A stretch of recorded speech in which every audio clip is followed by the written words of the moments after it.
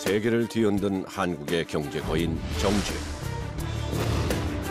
정주영이 집념의 승부사였다면 아들 정몽구는 결단의 승부사이다. 정몽구, 그러나 그는 아버지가 정한 후계자가 아니었다. 정몽구 회장님 입장에서 정주영 회장은 정말 큰 산과 같은 존재였죠. 큰 산과 같은 존재였지만 아버지가 원하는 것들을 다 맞출 수는 없었거든요. 다만 이제 본인이 아버지와 같은 존재가 되기 위해서 부단히 노력은 했다고 생각합니다. 왕자의 난으로 불리워진 그룹 후계자 싸움. 정주영은 오남인 정몽원을 후계자로 지목한다. 아버지는 왕 회장은 몽구 회장한테는 가업, 그러니까 집안일 이런 거는 큰아들이 살장 큰아들이니까 몽구 회장. 그러나 기업은 몽헌 회장한테 가도록 어느 정도 마음속으로 정해진 것 같아요. 제가 취재한 바에 의하면 80년대 후반에 이미 자식들하고 묘를 다 갖다 놓고 앞으로 현대그룹은 몽헌 회장이 이끈다라는 얘기를 이미 했다고 증언이 나오거든요.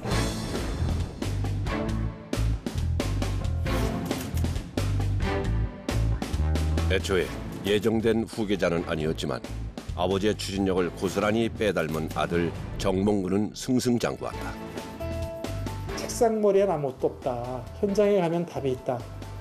정몽구 회장님이 품질 경영에 관한 얘기하고 현장 경영이라는 거를 자기의 깃발처럼 들고 다니지 않습니까? 그거는 어떻게 말하면 아버지로부터 물려받은 DNA인지도 모르겠어요. 그리고 그게 오늘날의 현대자동차가 짧은 시간 동안에 품질 면에 있어서나 양적인 면에 있어서 세계적인 소위 말해서 글로벌 플레이어가 된 그러한 원천이 아닌가 싶습니다. 대한민국을 자동차 강국으로 만든 현대차의 쾌속 질주.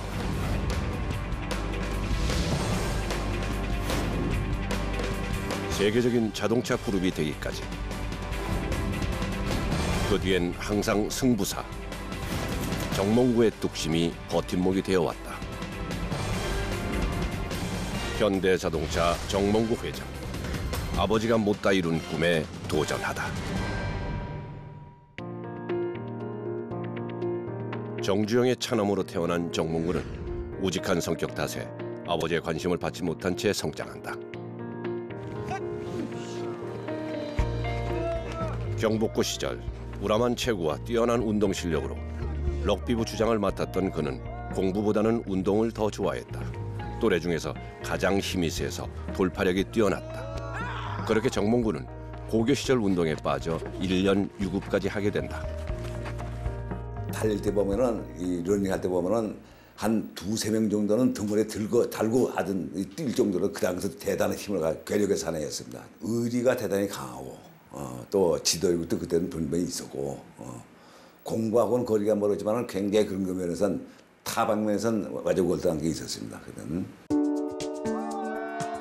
럭비부 활동을 적극적으로 하면서 공부와 점점 더 멀어져 갔고 아버지의 눈밖에 나게 되지만 대신에 정몽구 회장 주변엔 친구들이 가득했다. 그 시절 협동심을 배우게 되는데 훗날 이 리더십은 큰 자산이 된다.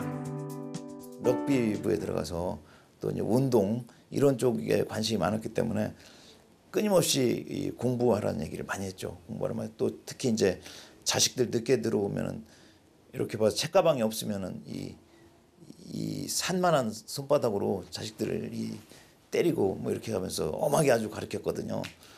그런 과정에서 우리 몽구는 공부에는 관심이 없다.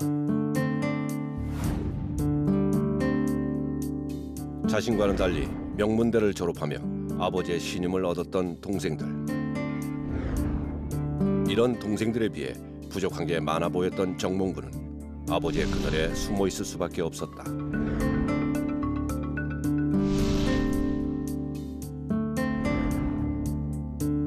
정몽구도 미국 유학을 다녀왔지만 아버지의 무관심은 여전했고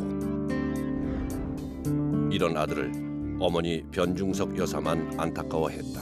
머리 좋고 똑똑하고 좋은 대학 나와도 그런 아들을 선호했어요. 근데 정몽구 회장은 전혀 그렇지 않은가. 고등학교를 4년이나 다니고 유급을 받아서 좀 말썽을 피운 아들인데 정몽원 회장은 천재예요, 솔직히. 연대를 갔지만 수석으로 문과에 합격을 하거든요. 졸업도 수석으로 했던 걸로 제가 알고. 그러니까 똑똑하고 샤프하고 영어를 또 그렇게 유창하게 했대네. 영어 잘하는 아들을 되게 좋아했거든요. 결국 서름받는 아들의 자리를 직접 찾아 나선 끝에 정몽구를 현대자동차 서울사업소 부품 과장의 자리에 앉혀 일을 배우게 한다. 정몽구는 현장을 24시간 지키며 자동차 정비를 배운다. 특히나 AS 개념이 생소했던 시절 시장통을 방불케 하는 정비소를 본 뒤 품질의 중요성을 깨닫는다. 당시 미국 포드사와 합작해서 만든 코티나의 수리가 줄을 이었다. 부품에 하자가 많이 발생하다 보니까 고객들이 불만이 막 고조돼서 AS 센터만 찾으면은 그냥 차 수리는 두 채 두고 욕부터 나오는 거죠. 불만이 막 쏟아지고 그런 걸 몽구 회장님이 직접 보시기도 하고 그래가지고 이 품질을 이렇게 해서는 안 되겠다 하는 그때부터 이제 품질 차를 만들어야 되겠다는 마음이 결심이 쓴 것 같아요. 제가 보기에는. 1982년 4월 현대가에 비극이 일어난다. 형 정몽필의 갑작스런 죽음. 정주영은 49살의 장자를 먼저 떠나보낸다. 그 후 정몽구는 형을 대신해 현대가의 장남이 된다. 형이 이제 82년도에 교통사고로 죽을 때 제일 먼저 달려갔던 아들이고, 그리고 자기는 이제 장남이 됐지만 원래 장남이 아닌데 하늘이 주신 장남이 됐는데 그래서 더 조심스러워하고 출근할 때도 아버지 뒤 그리고 아버지 정문으로 들어가시면 뒷문으로 들어갔던 아들. 자동차 서비스 사업을 성공적으로 이끌어낸 정몽구는 이후 현대전공을 맡게 된다. 현대전공의 자리에 정몽구를 앉힌 것은 정주영이 아들 정몽구에게 준 최초의 기회였고 현대자동차 서비스를 성공시킨 보상이기도 했다. 근데 이제 내가 프라이스 공장할 때 금융실이 있었고 사출기가 있었는데 제일 먼저 금융실부터 들어오더라고. 그래서 물어보는데 보니까 나보다 더 많은 걸 하더라고. 그래서 이게 왜냐? 왜 이렇게 많이 하더니 내가 미국 가서 이거 공부를 하고 왔어. 그러고 보니까. 그게 나중에 보니까 미국에서 아마 이 공작실에 가는 거, 금융에 관한 걸 공부하고 온 것 같아요. 지금 보니까. 그래서 그때 차에 대해서 굉장히 관심이 많구나.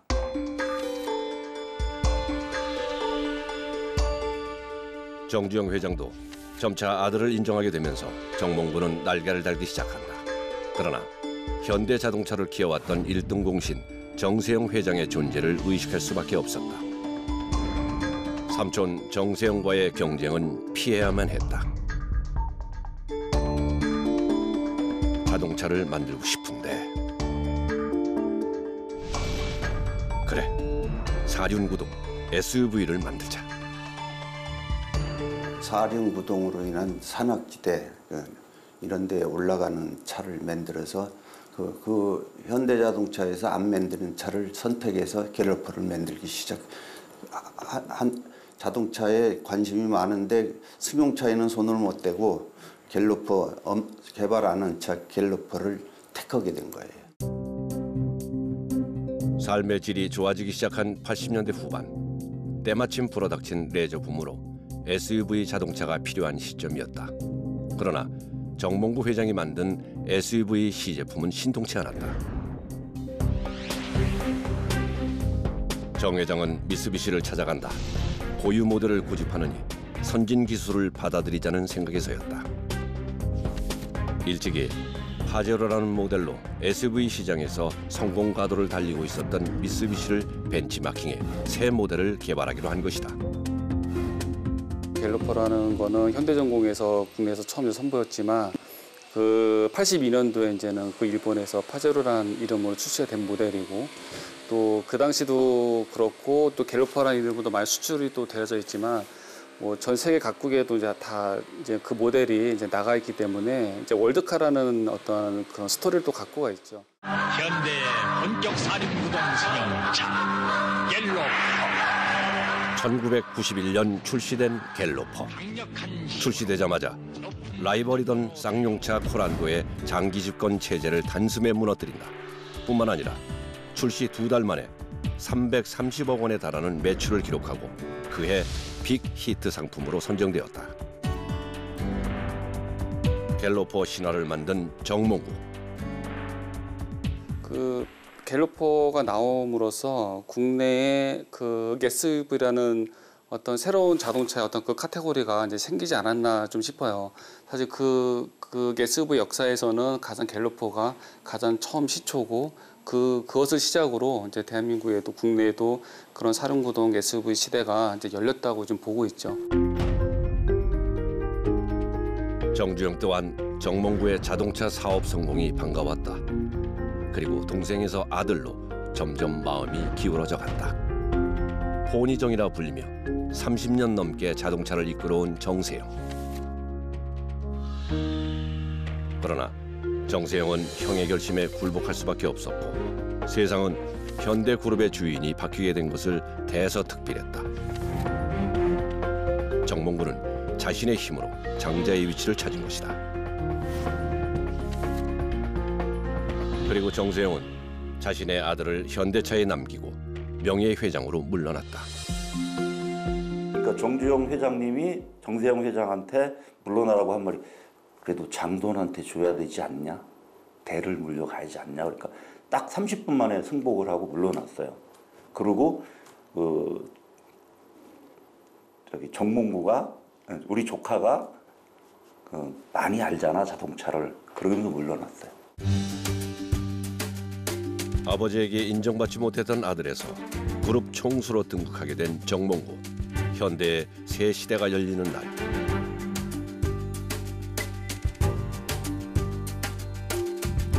취임식에서 정몽구는 의외의 모습을 보인다. 논리정연하고 세련된 정세영 회장과는 달리 어눌한 말투와 투박한 인상에 직원들이 동요하기 시작했다. 일부 직원들은 정몽구의 경영 능력을 믿지 못하고 회사를 퇴사하는 일까지 벌어졌다. 어떤 데 보면 생각이 막 흘러가는 거하고 말씀하시는 거하고 너무 급하셔가지고 혹자들은 못 알아듣겠다는 말하는 사람도 있어요. 그런 것들을 본 사람들 보면 아 진짜 이 현대그룹이라는 것이 이제는 뭐 전공이라든지 강관이라든지 철도차량이라든지 뭐 공작기계라든지 철근을 만드는 제철이라든지 이거보다 훨씬 더 다양한 산업을 또 그렇기 때문에 대외 업무도 많이 하셔야 되고 말씀도 많이 해야 되고 또 대중 스피치도 많이 해야 되는데 정말 잘할 수 있을까라는 생각들을 하셨던 것이 사실이었던 것 같습니다. 세계 서열 8위인 기아그룹이 부도 방지 협약 대상으로 지정됐습니다. 사실상 IMF의 전주국. 1997년 기아 자동차는 부도의 길을 걷게 된다. 이어서 기아차 인수를 위한 치열한 물밑 로비전이 펼쳐지는데 기아차 인수 전쟁의 승자는 누가 될 것인지 세간의 관심을 불러모은다. 그러나 막강한 부채를 가진 기아차 인수는 쉽지 않았다. 정세영 명예회장 역시 기아차 인수로 자신의 자리가 위태해질 것을 고려해 부정적인 의견을 피력한다. 그래서 현대자동차가 차지하는 그룹에 차지하는 비중이라는 게 너무나도 크지 않습니까? 그러다 보니까 아 과연 정주영 회장님이 동생인 정세영 회장님한테 경영권 플러스 소유권까지 넘겨주실까라는 것에 대해서 세상 호사가들의 관심사였습니다. 근데 만약에 거기에 기아자동차까지 합해지면 현대의 전체가 자동차 그룹으로 바뀔지도 모른다는 그런 생각 때문에 좋기만 하지는 않았다는 생각을 합니다. 기아차 인수에 머뭇거리는 직원들을 한자리에 불러놓은 정주영. 재계 1위를 위해선 자동차 사업의 성장이 필수다. 기아차 인수를 서두르라고 독촉한 정주영. 아버지의 성화에 정몽구는 즉시 기아차 인수를 준비한다. 결국 삼성과 현대로 좁혀진 인수 전쟁은 현대의 승리로 일단락된다. 1998년 재계 7위였던 기아차 인수. 이로써 현대차는 200만 대의 생산 능력을 갖춘 자동차 생산업체로 부상한다. 국내 최대 규모의 자동차 그룹이 된 현대자동차. 그리고 기아차 인수를 만류했던 정세영은 자동차 사업에서 손을 떼게 된다. 당시에 또 글로벌 업체들 같은 경우는 덩치를 좀 키워야 된다는 그런 위기감이 상당히 좀 대두가 되고 있는 상황이었습니다. 특히나 이제 다임러가 이제 크라이슬러를 인수를 하면서 글로벌 빅6론이 이제 대두가 됐고요. 그런 부분들 때문에 글로벌 업체들은 덩치 키우기를 계속 지속을 하고 있었습니다. 마찬가지로 국내에서도 기아차가 매물로 나오게 되자 현대차 외에도 대우자동차나 삼성이 이제 인수전에 뛰어들게 됐고요. 결국에는 현대차가 공개 입찰에서 승리를 해서 기아차를 인수하게 되게 됩니다. 1998년 기아차 인수와 함께 정몽구는 품질 경영에 시동을 건다. 그러나 국외에서는 혹평의 연속이었다. 설상가상 리콜이 쇄도한다는 기사로 망신까지 당하게 된 것이다. Our first guest is a very funny man and a very talented actor starring. That's the way it used to be. 뿐만 아니라 미국의 인기 토크쇼 데이비드 레터맨 쇼에서 현대차는 조롱거리가 되기도 했다. 뭐 상심한 정도가 아니라 뭐 거의 분노가 있으셨죠. 그렇지만 그 정몽구 회장님은 제가 앞에서도 말씀을 드렸지만 AS라는 것을 통해서 자동차 업계에 진입하신 분이고 판매를 하시면서 무엇이 가장 판매하는데 장애가 되나라는 걸 아셨기 때문에 자기 마음속에는 자기 절대적인 수준으로 품질이 어느 정도이고 이렇게 정도로 평가받을 건 아니라고 생각하셨을 거예요.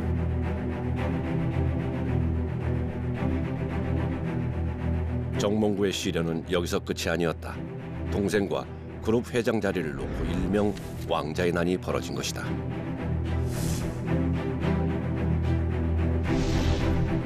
정몽구와는 달리 지적이고 명석해 유난히 아버지의 신임을 한 몸에 받아왔던 다섯째 아들 정몽원. 대선 패배 이후 그룹 정비를 계획하던 정주영이 후계자 구도를 새로 짜기로 한 것이다. 장남 몽필 씨가 이제 사망을 했죠. 그런 자연스럽게 이제 정몽구 회장이 이제 장자 역할을 하게 됐는데요. 그 뒤에도 90년대 중후반까지는 오남 정몽원 회장과 그 둘을 마음속에서 굉장히 그 누구를 후계자로 할 것인지 부심을 많이 했었던 것 같습니다. 그래서 2000년까지 그 후계 구도를 정확하게 정리를 하지 않았기 때문에 결국 이제 왕자의 난이라는 게 일어났었죠. 정주영의 소대 방북. 아버지 왕 회장의 57년 만의 귀향이었다. 소대 방북의 염원을 지지하고 함께한 아들은 정몽원이었고 정몽구는 부정적이었다. 정주영은 정몽원이 자신과 같은 신념으로 사업을 이끌어줄 것이라고 확신했다. 방북했을 때도 정몽원과 함께 구체적인 사업을 의논했던 터였다. 정몽구와 정몽원, 결국 정몽원을 회장 자리에 올린 정주영. 이게 현대 그 가문이 어떠냐면 가부장적인 집안이거든요. 장자를 무시할 수 없는 거거든요. 그러니까 여기에서 오는 갈등 이런 게 있지 않았을까. 그러면서 또 이 왕 회장이 마지막에 침해를 그리는 대북 사업인데 대북 사업에 대해서 몽원 회장은 찬성을 했고 몽구 회장은 반대를 하면서 이 몽원 회장 쪽으로 더 기울지 않았나. 아버지의 트라우마를 다시 겪게 된 정몽구. 그러나 이번엔 아버지를 원망만 하고 있을 수는 없었다. 후계자는 동생 정몽원으로 정해졌지만 자신이 만든 자동차만은 포기할 수 없었다. 아무것도 해보지 않고 여기서 물러날 수는 없었다. 공을 뺏기지 않기 위해 사력을 다하는 럭비 선수 시절의 투혼이 떠올랐다. 정몽구 회장께서는 그 현대그룹이 어쨌든 정몽원 체제로 가는 것에 대해서 굉장히 속이 상했었겠죠. 하지만 그 본인이 어쨌든 그 결정한 것이기 때문에 자동차를 보란듯이 키워보겠다 이런 생각을 갖고 그 아마 절치부심을 하지 않았나 생각이 됩니다. 내가 보란듯이 현대그룹보다는 현대자동차 그룹을 그 당시 이제 기아차까지 인수한 상태였기 때문에 정몽구의 머릿속엔 온통 자동차 생각뿐이었고 특히 품질 경영을 강조했다. 품질로 현대차의 새로운 변신을 선언한 것이다. 품질이 모든 것이다. 문제가 있는 것은 당장 해결하라. 부품의 하나부터 열까지 정몽구의 손을 거치지 않은 것이 없었다. 그 결과 아반떼와 소나타 그리고 그랜저까지 히트 상품을 속속 내놓았다. 품질과 가격으로 승부하고 서비스를 강화한 결과였다. 한때 조롱거리 차에서 자동차 업계 최고 강자로 떠오른 것이다. 정말 그 보란듯이 5년, 10년 시간이 지날수록 현대차가 그 계속 질주하게 됐죠. 그거는 그 정몽구 회장이 젊었을 때부터 이 현대자동차 서비스에서 이 고객들과 AS로 만나면서 품질이 굉장히 중요하구나. 이거를 뼈저리게 절감을 했었거든요. 현장에서 살고 현장에서 쓰러져라. 아버지의 경영 철학을 가슴에 새겼던 정몽구. 아버지의 못다 이룬 꿈, 제철 사업을 이루기 위한 계획을 세우게 된다. 아버지에게 인정받고 싶은 마음이 평생을 지배했다고 해도 과언이 아닐 정도였다. 현대가 가장 많은 철을 씁니다. 자동차, 조선, 그리고 건설 이게 가장 많은 철을 쓰는데 늘 제일 많은 구매자인데 포스코한테 가서는 의리였습니다. 왜 의리였냐면 포스코에서 독점 공급을 하기 때문에 많이 주지 그 예를 들어서 100만 톤 이번에 필요한데 100만 톤 안 주고 99만 톤밖에 안 줍니다. 그럼 10만 톤 다른 데가 사와야 됩니다. 다른 데가 사오려면 물류비는 더 비쌉니다. 그러니까 그걸 알고 포스코에서 늘 옥죄고 그러니까 자기가 그러면 제철을 직접 만들겠다. 그런데 번번이 그런 박태준 회장이 못하게 만들죠. 당진 공장 인수. 자동차에 가장 많이 드는 철강을 직접 생산하게 될 때의 경쟁력은 상상 이상이었다. 제철소 건립을 위해 10조 원에 가까운 투자를 하며 지원을 아끼지 않았던 정몽구. 현대제철 설립으로 현대자동차는 독보적인 자동차 그룹이 되었다. 아버지의 수건 사업인 현대의 제철 사업이 30년 만에 이루어진 것이다. 쇳물에서 자동차까지 정주영의 마지막 꿈을 성공시킨 정몽구. 한번 보자 그래서 갔더니 그 모형을 만들어 놓으시고 저를 데리고 손잡고 가셔가지고 그걸 보여주셨어요. 그래서 그때 좋아하셨던 모양이 지금도 눈에 사는데 정말 그 우등상 받아 갖고 와가지고 부모님 앞에 가가지고 막 그렇게 하시는 그 모습 같은 거를 저도 봤어요. 그래서 그 모습을 봤어요. 그래서 아 정말 정몽구 회장님이 그 생각하는 사업이라는 거는 그 아버지가 하셨던 그런 필생의 사업에 관한 거를 숙제를 하는 거에 대해서 잊지 않고 계시고 그 사업하는 거를 어떻게 말하면 자기의 그 사업의 목표로 삼고 계시다는 거를 한번 다시 한번 봤습니다. 정몽구의 통 큰 결단력은 한전부지 입찰에서도 볼 수 있다. 삼성과의 경쟁에서 과감하게 10조를 베팅한 것이다.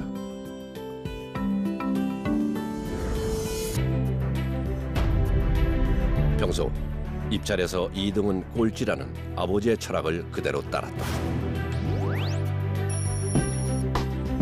그리고 한전부지에 115층짜리 통합 신사옥을 짓겠다는 의지를 밝힌 정몽구. 자동차 사업 하나로 30개가 넘는 계열사를 거느리게 된 현대자동차. 글로벌 업체들이 정말 이제 치열하게 경쟁을 하는 와중에 좀 더 빠른 의사결정이 필요한데 이런 부품사들이나 계열사들이 서울에 이제 곳곳에 이제 퍼져서 있는 부분들은 사실 좀 그룹 입장에서는 아쉬운 부분이라고 좀 볼 수가 있고요. 어쨌든 한전부지 인수를 통해서 그런 이제 부품사들이 계열사들이 한데에 모여서 빠른 의사결정을 할 수 있는 점만큼은 상당히 좀 강점이 될 수 있다라고 생각을 하고 있습니다. 항상 소풍 가는 기분으로 출근한다.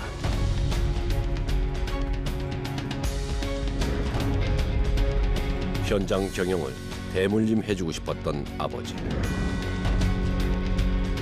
그 아버지를 닮고 싶었던 아들.